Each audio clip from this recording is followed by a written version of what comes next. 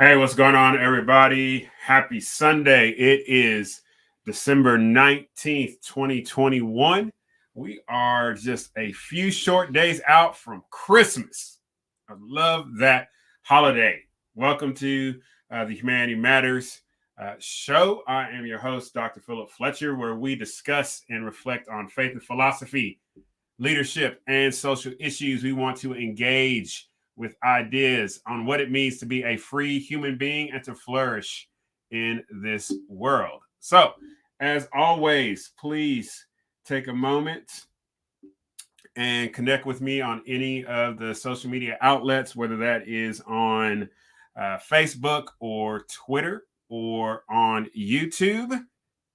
And please jump over to the website as well, philipfletcher.org, and put in your email, and you'll get a weekly email from Arrowmaker, and it's called Personalist Living and Leading, and it is simply a short thought by me with a couple of questions for you to reflect on the week, because I firmly believe that as image bearers of God, we were created to flourish, not only for ourselves and others, but ultimately for the glory of God. And so connect with me. Hundreds of other people have connected over there, and I appreciate all the support.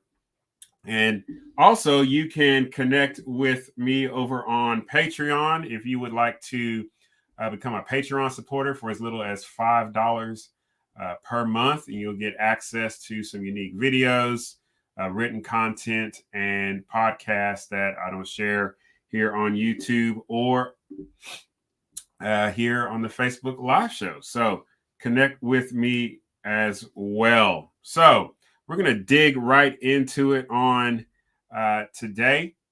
And Spiderman, No Way Home came out. Yes, Spiderman, No Way Home. Now, loved it very much. If you are watching this video, then you see behind me that I've got a Marvel backdrop. I love comic books.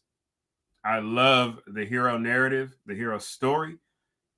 I love Marvel. I love DC. I love Star Wars. Those are my three main that I revolve around. I'm a big comic book collector. I collect Funko Pops, and I collect action figures as well. It's part of my nerd life, but I also see it as an investment as well. If you see behind me, I've got a couple of comic books that have been graded and signed. And, one day I'm going to pass that on to my family. A lot of those have increased in value. So needless to say, I'm a big comic book fan, right? Not just about movies, but also what these movies are based on, the actual source material, right? And some of the most substantive source material, especially the things that you're seeing on the big screen, a lot of it came out of like the 80s and 90s, like huge stories. All right. From the fall of the X-Men, the Infinity War that we just saw for the last 10 years in the MCU. We've got the Infinity Crisis of Infinite Earths. That's DC. We had the arrival of Venom, the black suit Spiderman, a host of different stories. And those stories are being brought to the big screen. And it is, needless to say, very exciting. for someone like myself who likes to participate in that life of going to comic book stores and hanging out with those who like to do cosplay and collect cards and D&D and things like that and go to Comic-Con, and that's like refreshing to me. So to see how far television shows, movie shows have come in their portrayal of comic book material has been astounding. Like, I remember the first Captain America TV show movie. I remember The Incredible Hulk when it was on TV. I remember, obviously, Batman.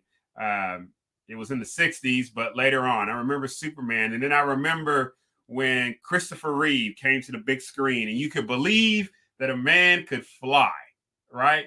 And still one of the most foundational superhero movies to this day. I don't think it is great. And so now other movies have come. So you got the Dark Knight trilogy, Christopher Nolan. You've had Zack Snyder's Man of Steel, Batman v Superman, and then the Snyder cut of Justice League. Then we got the MCU, like its own animal alone, the MCU. And so, you know, that first 10 years, we saw the arc of the original Avengers, Iron Man, Captain America, Thor, Hulk, Black Widow, and Hawkeye.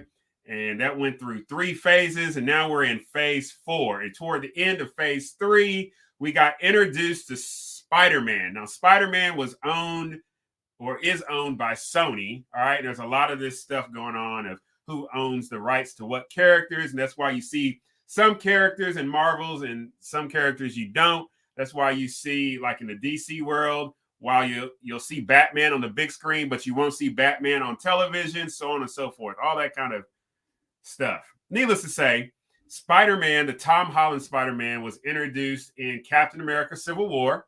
And then from there, he got his own movie, Homecoming. Out of that, he was in Infinity War. Then he was dusted, and then he was brought back in Endgame. And then immediately after Endgame, the next movie was Far From Home, right? And him dealing with the effects of the death of Tony Stark and adjusting to that. And so in those first 2 movies, we saw a Spider-Man, a Peter Parker, still in high school, still young, still making ridiculous type decisions, if you will, immature type decisions. He was really trying to be that neighborhood, that friendly neighborhood Spider-Man. So phase 4 comes through, right? And now we've got No Way Home. Now, there was a lot of talk about who are we going to get in No Way Home? Who was going to be the villain? Ultimately, where was the story of high school Peter Parker going? So there's going to be some spoilers in this. So if you have not seen Spider-Man No Way Home, click out for a second. Actually, turn the volume down. Don't jump off the show, but just turn your volume down. All right. When I'm done, I will go, hey, I'm good. Right. And we'll move on to the next topic. Now that you've been warned, so I'm going to go through the good, the okay, and the bad of Spider-Man No Way Home. Overall, I put this as a top tier MCU movie. Now, for me, my top tier MCU movies, right, are in no particular order: Endgame, Infinity War, Captain America Winter Soldier, Thor Ragnarok, Guardians of the Galaxy 1, and I want to add in here Spider-Man No Way Home. Those are my top tier. Like, my second tier type movies are Black Panther. Yes, I'm saying that's a second tier movie. Black Panther,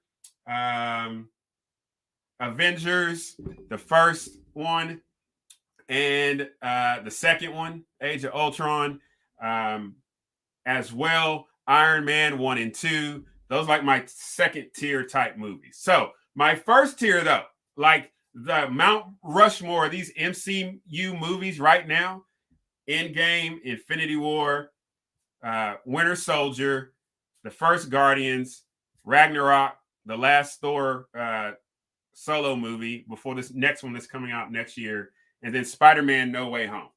All right. They did great fan service. There was a lot of talk were the other two Spider-Men, Tobey Maguire, the Sam Raimi Spider-Man. So that was Spider-Man 1, all right, where he faced off against Willem Dafoe's Hobgoblin. Spider-Man 2, where he faced off against Doc Ock. And then Spider-Man 3, where he faced off against his best friend Harry, who took on the mantle of the Goblin, the Sandman, and Venom. All right, that's the Sam Raimi Spider-Man. Tobey Maguire was the Spider-Man. The best of those three was Spider-Man 2, then Spider-Man 1, and then the third one. All right. Then you had Andrew Garfield. All right. He was the other Spider-Man. Okay. 2 Spider-Man movies. The Amazing Spider-Man was called.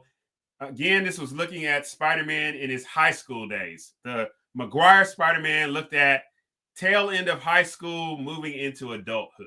Okay. The Andrew Garfield Spider-Man, it was cool, right? Kind of different take. All right. In that, the first one, oh my gosh, it escapes me who the bad guy was. Oh, the Lizard, Doc Connors. And then in the second one, he faced off against Electro, played by Jamie Foxx.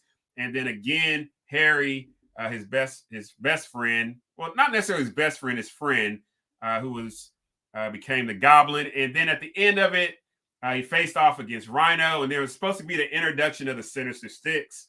But that never happened because apparently they fired Andrew Garfield, kind of put it on pause. MCU was like, hey, can we take him? Or can we borrow him? Right? So that's where we are at today. So those other 2 Spider-Men appear powerfully in Spider-Man No Way Home. I thought their interaction, the Tom Holland, Tobey Maguire, and Andrew Garfield, their interaction was great. It was like they had just grown up forever. But also being able to see, I think, Tobey Maguire from an older Spider-Man role and how he was dealing with being Spider-Man in his universe.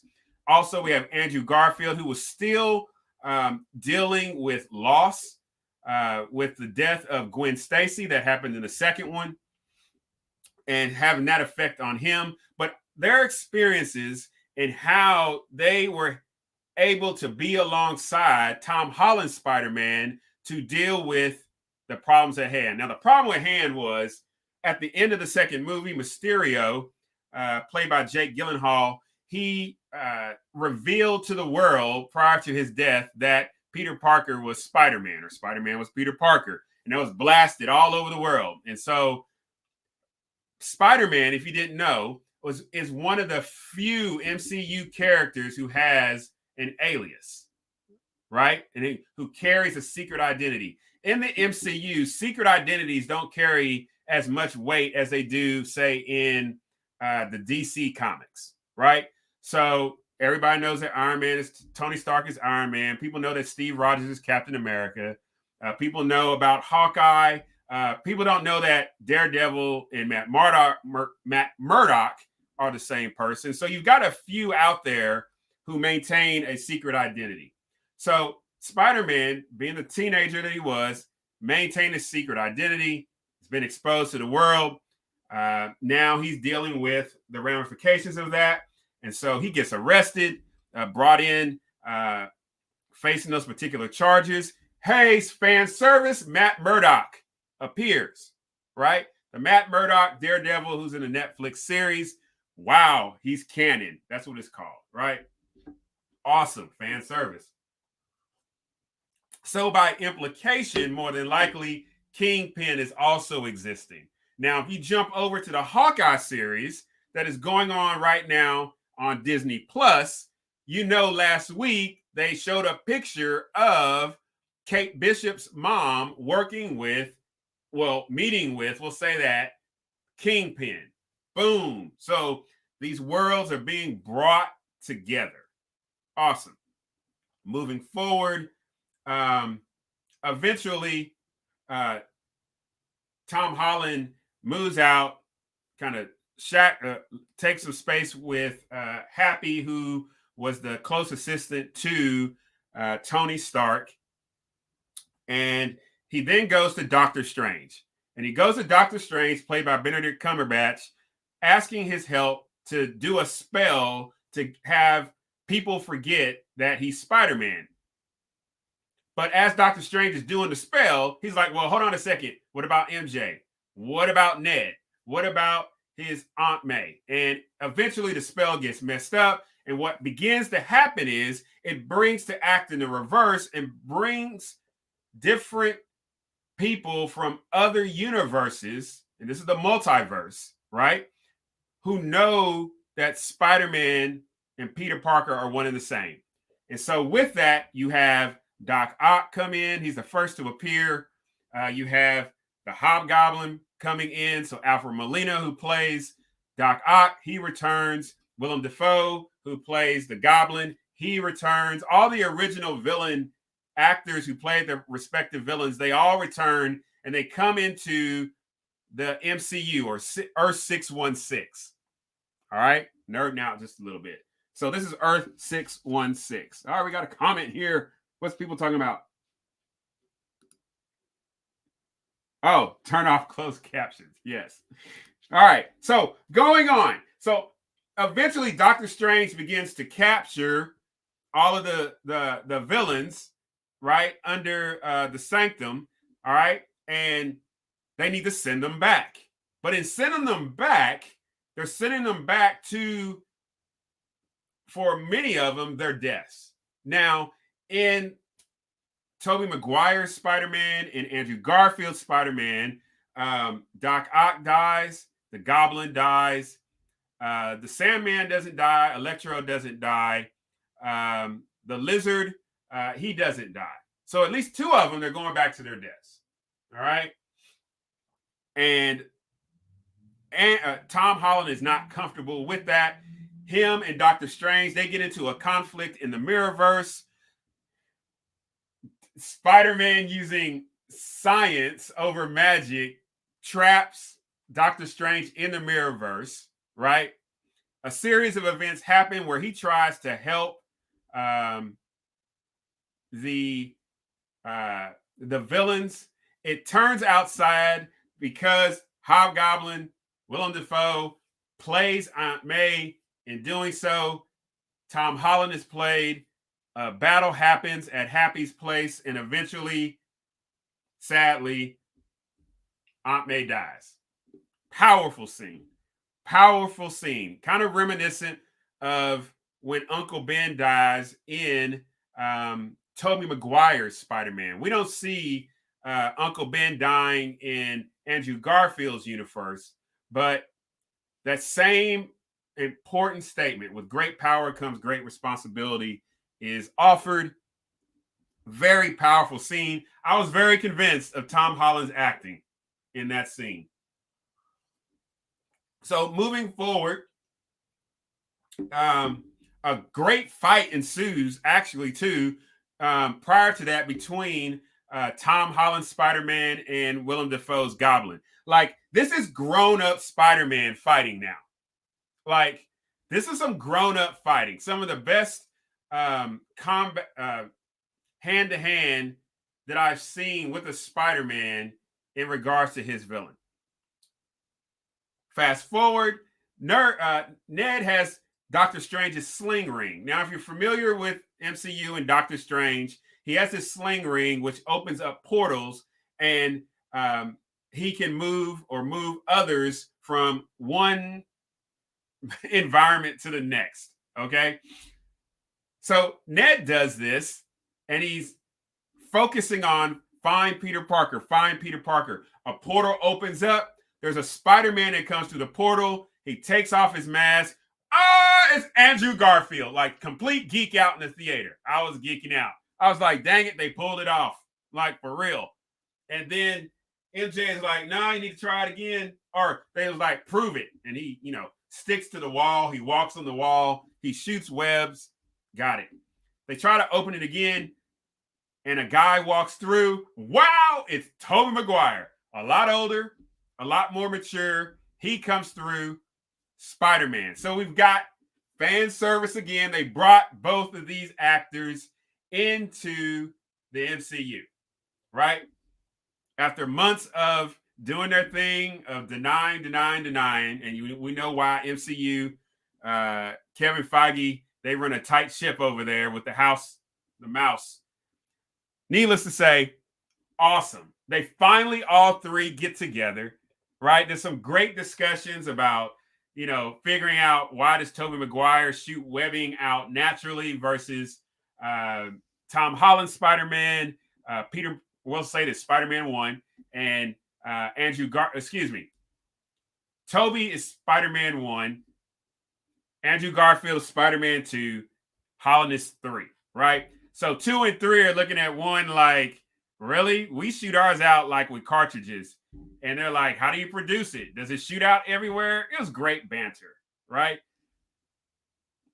The movie culminates, if you will, the great battle, right? You have all of the villains show up at the Statue of Liberty is getting modified with the Captain America shield. Wink, wink. And a great battle ensues. And they begin to, if you will, heal each one of the villains, right? And the final one that is left is the Goblin, right? Doc Ock helps. He turns on Electro. They heal Sandman. They heal the Lizard. And then one of the epic scenes, Mary MJ, played by Zendaya, she falls off of the Statue of Liberty. Tom Holland dives. And it's all reminiscent of what happens in Andrew Garfield's second movie when he dives to try to catch Gwen Stacy. Now, with Gwen Stacy, she dies, right? She snaps her neck and everything, right? It was sad, all right? He was unable to reach her. Similar thing happens with Zendaya's MJ. She falls. Tom Holland jumps to try to get her. The Goblin intervenes, right? And it looks like what happened to Gwen Stacy is about to happen to this MJ. And then all of a sudden, Andrew Garfield's Spider-Man catches her, hits the ground, and it's this emotional scene between Andrew Garfield and MJ. MJ's, thank you. Andrew Garfield, it's almost as if there's a redemption for him in that moment. Just the emotion on his face, what is communicated in very few words, you can see that there's some redemption that happens and some forgiveness of himself over what happened with his girlfriend, Gwen Stacy. Moving forward, Spider-Man takes it to the Goblin, takes it to him to the point to where it looks like Peter Parker is about to take his life. So Tom Holland Spider-Man looks like he picks up the sled. Again, this is the way that Willem Dafoe's Goblin died in Tobey Maguire's Spider-Man. He was impaled by a sled. So you've got this same imagery about to happen again, kind of a la what looked like Captain America was about to do to Iron Man in Civil War, but he chose otherwise. Tom Holland picks up the glider, and Tobey Maguire gets in front of between Tom Holland and the Goblin to stop him from killing the Goblin. But the Goblin then stabs Tobey Maguire. Andrew Garfield Spider-Man throws the healing agent to Tom Holland Spider-Man, and I thought it was a knife at first or something, and he stabs the Goblin. The Goblin gets healed, and Tobey Maguire doesn't die, right? So towards the end of it, Doctor Strange, he's reappeared, and him and Peter have a discussion, and Doctor Strange tells Tom Holland's Spider-Man that, hey, once I cast this spell, because I have to cast a spell because the multiverse is collapsing on itself, all right? Nobody's going to remember that Peter Parker is Spider-Man, not even him. Nobody's going to remember. And Peter Parker makes a decision knowing that Ned and MJ are going to forget who he is. He makes this grown man decision, and you can see it on his face. You can see it in his posture, right? He makes this decision. Doctor Strange completes the spell, and there it is. So the epilogue, if you will, is Peter Parker visiting a coffee shop where MJ is working. MJ and Ned are at MIT, and she doesn't recognize him, and Ned doesn't recognize him. And for a moment, he wants to tell her, and then he chooses otherwise. And then it ends with Spider-Man, Tom Holland, who has made his own Spider-Man suit with sewing machine. And that's just emblematic of he doesn't have the Stark tech anymore. He's his own Spider-Man. He has the alias protected again. And that's how it ends. Now, there's two stinger scenes, one with the symbiote Venom being in the MCU now. And then there is a teaser trailer for Doctor Strange and the Multiverse of Madness that is coming out next year. Okay, so there's my thing. So top tier MCU movie, great fan service, emotionally driven. It was the first 30 minutes or so, the pacing was kind of off for me. And I've talked to others and they felt similar, right? I think there was still a lot of that silliness, juvenileness that was still in Peter Parker that I was like, okay, come on. Like you've like been to space, you've been dusted, you fought Thanos. Like, come on, man. Like, where's the adulting? Where is that at? I was looking for that and I got that at the end, right? Bad. I think some dialogue went a little too long in some areas and it should have gone longer in other areas. I'd like to see more of a discussion about the ramifications and understanding as to why Peter wanted to save the villains. A lot more discussion between him and Doctor Strange. But also it's kind of good that they kind of pulled Doctor Strange out so that this was a Spider-Man movie, right? But it was also good that you have other heroes in the mix, similar to what happens in comic books anyway, who make an appearance, are there for a while to kind of be the assist to the main hero of the story. So overall, I would give Spider-Man No Way Home an 8.5 out of 10 spiders. Good job, Kevin Feige. And here's one thing I want to say. Thank you for honoring as best as possible the source material and not turning it into a social justice, beat it over people's head propaganda machine. That's one of the reasons I didn't like Eternals. That's what it was. You honored the source material. Where did the spell idea come from? Well, if you go look at the comic book hero called Century, you'll see that Doctor Strange, working with Reed Richards, who is the leader of the Fantastic Four, they work with this hero named Century to help him and others forget because he had this alter ego within him that was an evil guy. They honored the source material. They weren't beating it over people's heads, gender swapping and LGBTQ plus IA type stuff and diversity. No, you honored the source material. And as a result, people have responded. In fact, Spider-Man this weekend has made more money than Black Widow, Shang-Chi, and Eternals combined.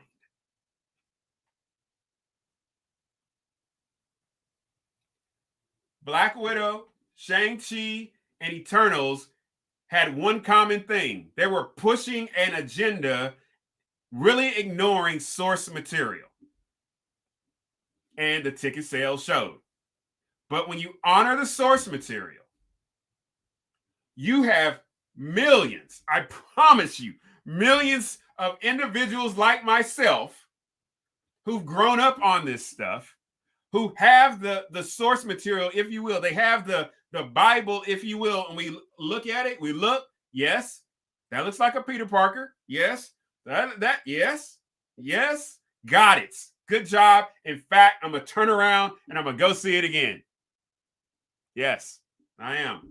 So when I go home, see my parents, on the list to go see Spider-Man No Way Home. Again, you're going to get my money. And if you keep this up, if you just honor the source material, Kevin Feige, Marvel, Disney, I promise you, people are going to turn out and they're going to love it.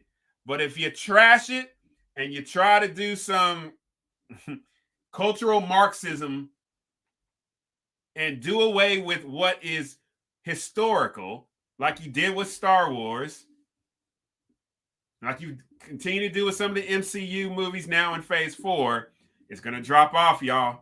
Like, listen to the people that know. All right, so that's my review of Spider-Man No Way Home. So, moving on. Let's talk about Vice President Kamala Harris. Y'all, I don't know what's up with Kamala.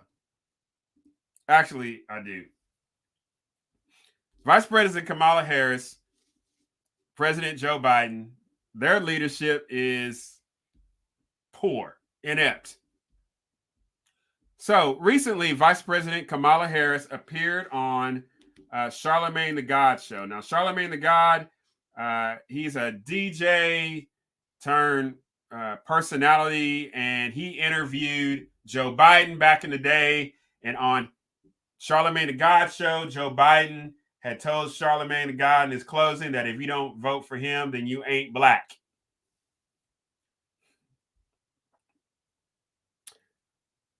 So on this show,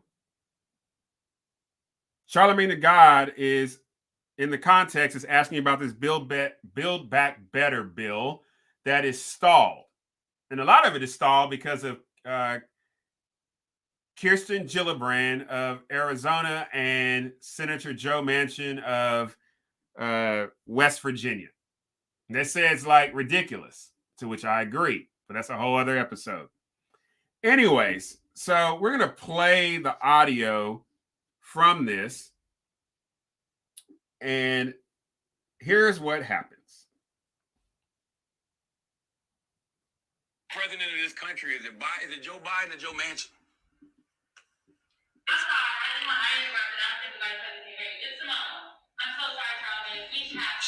She can hear me.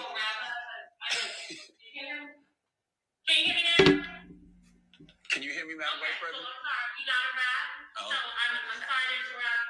They're acting like they can't hear me. I can hear you. Oh, so who's the real president of this country? Is it Joe Manchin or Joe Biden, Madam Vice President? Come on, Charlemagne. It's Joe Biden. I can't tell sometimes. No. It's Joe Biden, and don't start talking like a Republican about asking whether or not he's president. Do you think Joe Manchin is a problem? It's Joe Biden, and I'm Vice President, and my name is Kamala Harris. I want to know. So, Vice President Kamala Harris gets in her feelings because Charlemagne the God, real name Miss McKelvey, he asked, and I'm quoting, I want to know who the real president of this country is. Is it Joe Biden or Joe Manchin? Vice President Harris, she had pushed back, all right, saying that Mr. Biden was in charge. Okay. And then she says, you're talking like a Republican. What does that mean? He's simply asking a question. Who's in charge? Now, I got it. You may not like the question. You may not like the premise of the question, right? But he asked the question. And at that point, Vice President Kamala Harris, she could have simply not answered the question, or she could have answered the question. But what she did was she sat there looking kind of, in no disrespect, stuck on stupid, and then her assistant or whatever jumps in, and they're acting like they can't hear Charlemagne the God. And Charlemagne is like, no, y'all can hear me. Y'all can hear me. And so Miss Harris, she goes on to say, and I quote, "Come on, Charlemagne. No, no, no, no, no. It's Joe Biden. And don't start talking like a Republican about asking whether or not he's president. It's Joe Biden. It's Joe Biden. And I'm vice president. And my name is Kamala Harris." Close quote. All right. Carl Jung said this: "Your irritation of the world reveals more about yourself." All right. She signed up to run first for president of the United States. She came out with a whole bunch of fanfare when she announced. Nobody wanted to back her. Trying to figure out where all her sorority sisters were. But anyways, nobody wanted to back her. Eventually, they chose her to be his running mate because she was a Black Asian woman. Not because of her skills, not because of her qualifications. That's why they chose her. Hey, you just want to be chosen on the basis of particular characteristics? I mean, you're setting yourself up for failure, but nonetheless, that's why they chose her. They didn't choose her because she's qualified. They chose her because she's checked the box. So you've got Vice President Harris, who is being interviewed by Charlemagne the God. She doesn't like the question. She kind of doesn't want to answer the question. I mean, which is her right. She could have said that, but they acted like there was audio problems. Her assistant or whomever tries to jump in and try to run some interference. Then Miss Harris chooses to answer the question. And how does she answer it? She answers it by casting aspersion on Charlemagne the God by simply saying, "You're talking like a Republican." So then the implication again is echoing what Biden said about Black people. She is echoing what Biden said about Black people on the very same show. You Black people, you shouldn't be talking like a Republican, meaning when you criticize the president, Black people, you're sounding like a Republican. You should be walking lockstep with your Democratic Party. And when a Black man or Black woman rises up to question something that's happening with the Democratic administration, all of a sudden it's a problem. You're getting out of line.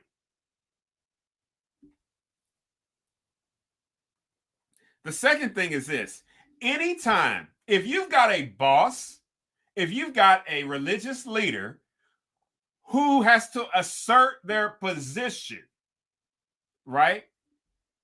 That's a telltale sign of insecurity. She said, "I'm vice president and my name is Kamala Harris." We know who you are. Everybody around the world knows who you are, your name, and the job that you are supposed to be doing. People know when you walk in a room, that's the vice president of the United States. Her name is Kamala Harris. But the fact that a leader, quote unquote, has to say something like, "I'm your mama, you need to listen to me," or "I'm your boss, you're going to do what I'm told," that's actually demonstrating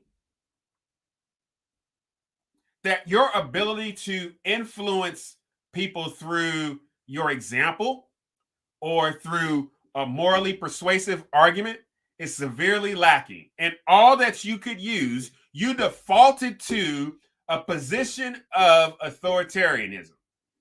You did, Vice President Kamala Harris. I'll put respect on your name. You ran, you got voted in. But once again, you've demonstrated your leadership is poor. And the only way that you could influence synonymous with power, the only way that you could use your power in the presence of Charlemagne the God was you had to appeal by saying, "I'm vice president. My name is Kamala Harris." That sounded so juvenile. Again, it sounded very juvenile. But that's what's happened nationally. Now, let's get to what's happening locally. Conway, Arkansas. What's going on? What's good? So there was like a series of school threats that were happening that targeted some of our middle schools, junior high, and middle and high schools in the last week and a half. So the Conway Police Department have reported these threats, and in fact, they arrested 2 juveniles. All right. So reporting from our trusty Dusty, I didn't mean that pejoratively, Dusty, but reporting from our Log Cabin Democrat Gazette. All right, let me pull up my list here. All right. And this is from Jordan Woodson. Jordan Woodson be cranking out some articles. All right. So Jordan Woodson, he had published on, all right, December 18th. All these ads is getting away. I'll tell you. All right. A new, and I'm quoting, Jordan Woodson is the journalist. He filed this December 18th, 2021. All right. A new trend on the video sharing social media platform TikTok has recently been linked to the increase in threats made against not only schools in Conway area, but around the entire nation as well. It's unclear how it started, but the social media challenge asked students to call in a shooting or bomb threat to schools, something that Conway has had multiple reports on over the past week. In the last week, the Conway Police Department was made aware of some threats specific to our area. Conway Police said in a Facebook post, quote, although we do not believe these threats to be credible in nature, we investigate claims such as this to the fullest extent. Already, Conway Police have arrested 2 students responsible for making such threats against the middle schools in the area. These specific challenges, along with any, and it's all in caps, violent, negative social media influences create problems for our students, our schools, and our community, the Conway Public School District said Friday. All right. Little Rock FBI Public Affairs was also quoted just in the last month. Beebe, Dumas, and Monticello have also received similar threats. All right. Hagan, who's speaking as the public affairs officer for the FBI, he says, and I quote, you can face up to 5 years in prison for posting hoax threats, whether they be over social media or text message or email. It's a federal crime, he said to KATV. It's threatening interstate communications. That's the statute we look at when we're investigating these crimes. All right. Conway Public School District encourages parents and guardians to closely monitor your students' online activity, especially on social media platforms. The district said, please talk with your students about severe consequences of posting and making threats to a school. Let's all work together to keep our students at our schools safe. All right. So that's posted by Jordan Woodson of the Log Cabin Democrat. The headline, TikTok trend linked to increase in school threats. So parents, do you know what TikTok is? Like, if you're on right now, parents, do you know what TikTok is? Second, parents, do you know if the TikTok app is on your child's phone? If you don't, I would encourage you after, hey, do it during the show. Ask your child for their phone, right? Have them unlock it, stick it up to their face, put in the code, whatever, and show me the TikTok app. Look at what they're posting. If you don't know, here you go. So the TikTok app looks like this. It's black and it's got TikTok, right? So you open it up. All right. Joe Biden. All right. So what you can do is, let me turn this down. So there's the home, there's a discover, there's an add video. All the way over is the profile. If you hit right there, you can see all the videos that they're posting, right? Here's another thing, right? They could have more than one account, all right? So what you can do is go to that 3-line area right there, right? Manage account, All right. And you can see the other accounts if they've got them. Because there's a possibility your child could be having the account that you see, and there could be another account. So look at all of them. And in fact, I would encourage you, look at their Instagram, look at their Snapchat. Most young kids don't have Facebook, but look at that as well. The reason I'm saying this is this. If you've got a child and you've given them a cell phone, who's paying for that bill? You paying for that bill. You have all rights and privileges to go through every aspect of that phone. Again, this is a TikTok trend. All right. TikTok has all these types of challenges. There's dance challenges, there's fundraiser type challenges, so on and so forth. And there's these type of challenges as well. Slap Your Teacher was one earlier this year.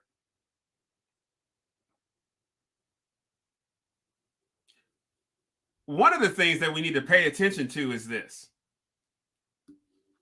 When you have individuals, and I'm not saying just young people, school age, I'm talking about any human being, right?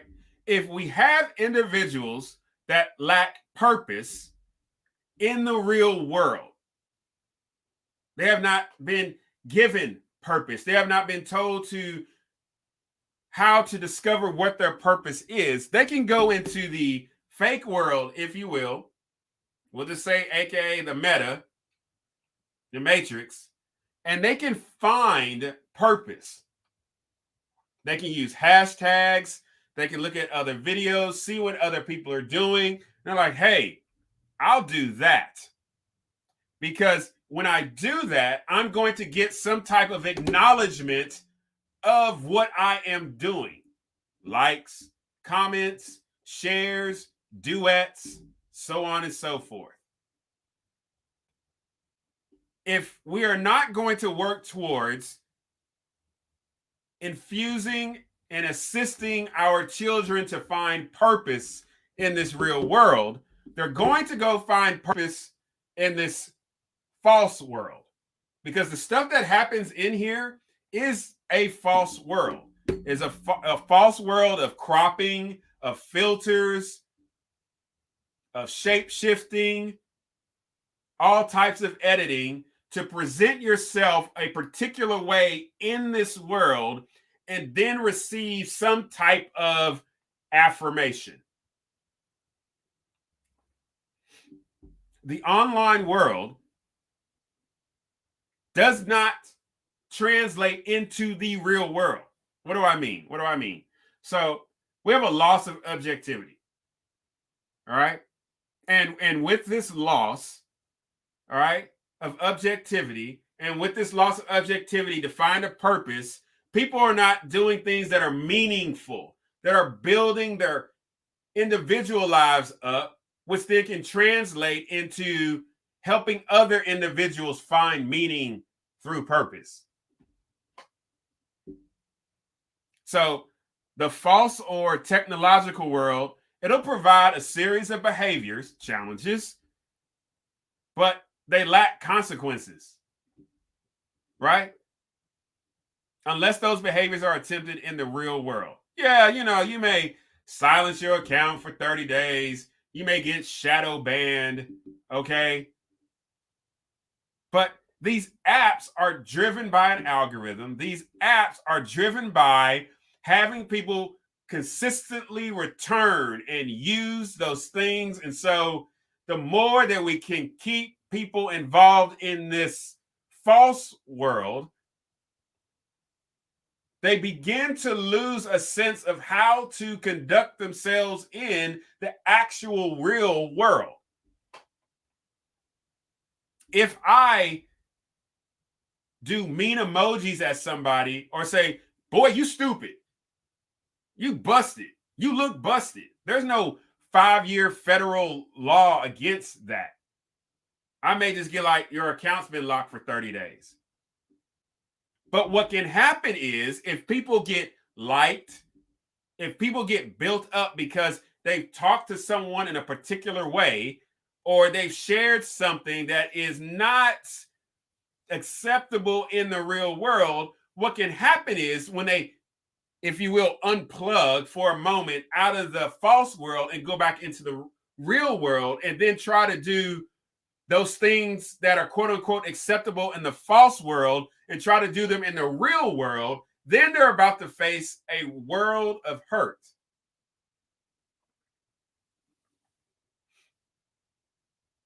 So what we are having are individuals who lack purpose in the real world.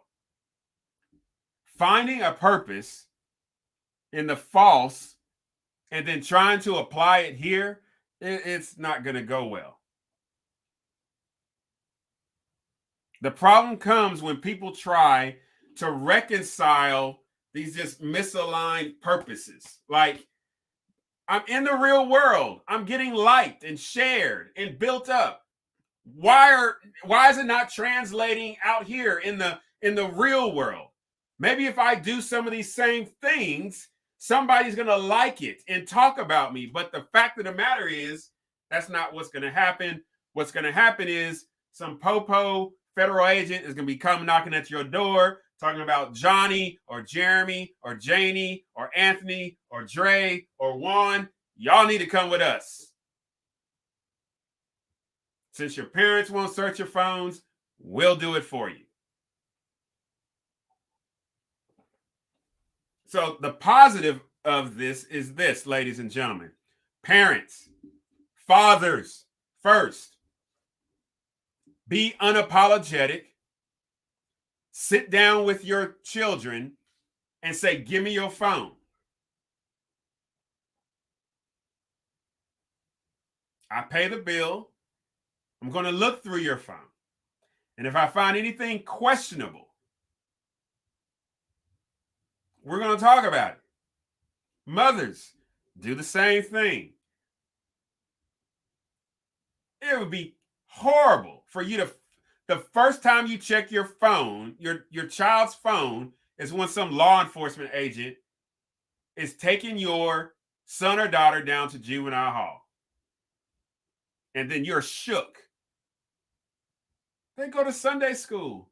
They're on mission trips. They volunteer all the time at the high school. I just can't believe. Ladies and gentlemen, adults, parents, you have to keep up with what is going on here. Talk to your kids about it. It seems so like cliche. Got it. They just talked about it here on this news article. But the fact of the matter is, ladies and gentlemen, this is a whole other world in here. Like when Mark Zuckerberg was talking about the meta, right? He's not playing. Like the movie Matrix Resurrections is coming out. Like it's the same thing. There's the real world. There's the Matrix. There is the real world. There is the meta. There is the real world that has real life consequences. There is the meta where you can make yourself be whomever you want to be, and you can control the consequences and so on and so forth, right? The Matrix. And then you're also controlled because you're given stimuli to respond a certain way. Ladies and gentlemen, again, there is the real world and there is TikTok. It's part of the quote unquote meta, if you will. I'm not talking about meta Facebook, but just the meta similar to a Matrix. Again, there is the real world with real life consequences. And then there is this other world where your children are living.